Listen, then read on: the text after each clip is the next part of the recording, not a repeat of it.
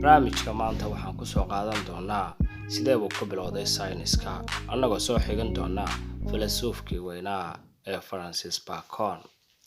Dadku waxay had iyo jeer eegi jireen inay sharaxaan nolosha iyo wax kasta oo ka dhacay ama ku xeeran.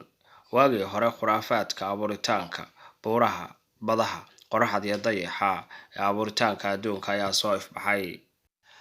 Dadka dhexdoodu waxa ay isu sheegi jireen dabeecadaha oo dhan waxaa xukuma Ilaahay iyo jinniyo.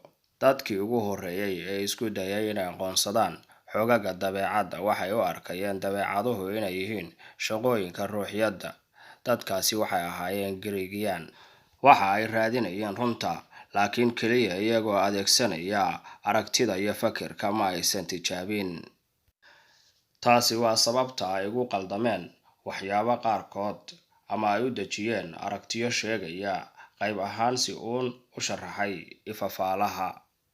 Ma ahayn ilaa qarnigii 13aad inuu nin bilaabay tijaabinta si loo hubiyo natiijooyinka tixgelintiisa fikradeed, balse waxaa jiray wadaad Ingiriis ah oo falsafada ku caanbaxay oo la oran jiray Roger Bacon, kaas oo filayay qaar ka mid ah wax soo saarka samaynta waxyaabaha duula iyo qalabka qoositaanka. Si kastaba ha noqotee, mabaadi'da hababka sayniska casriga ah waxaa kaliya oo dejiyay ku dhawaad 400 sano kadib Francis Bacon buuggiisii Novum Organum, habka cusub, The New Method. Waxaa ka dhiga sayniska aqoonta waa adeegsiga hab cilmiyeed si ka duwan qaababkii fikirka saafiga ahaa ee hore. Wuxuu ku shaqeeyaa cabirro taxadar leh iyo tijaabooyin. Si kastaba ha noqotee, ma ahan in dhammaan qaybaha sayniska lagu wada shaqayn karo habab isku mid ah.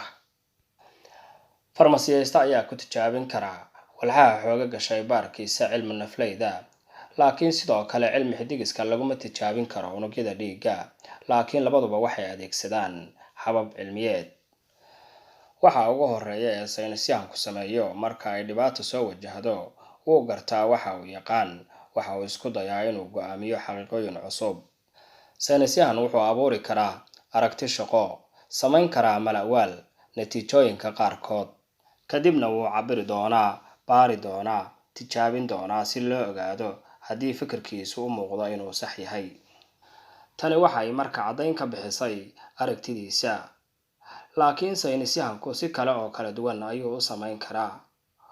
Waa marka uu dhameeyo baaritaankiisa iyo tijaabooyinkiisa oo uu ka soo saaro aragti. Si kastaba ha noqotee, aragti looma arko inuu yahay mid la cadeeyay ilaa ay iska caddahay in qofku aanu sharax uga bixi karin muuqaal ahaan sidoo kale aragti kale. Saynisku weligood tixgelin kama helaan wax la xaqiijiyay oo had iyo jeer ah. Fikrad ama sharci cilmiyeed ayaa la rumaysan yahay oo kaliya inay run tahay ilaa inta ay si buuxda u sharaxayso ifafaalaha ay la xiriirto. Laakiin waxaan ognahay in ifafaalo cusub in had iyo jeer la soo helo oo u baahan kara in aragti la bedelo. Waa maxay saynis iyo siduu ku bilowday? Intaas baynu ku soo gabagabaynaynaa. Mahadsanideen.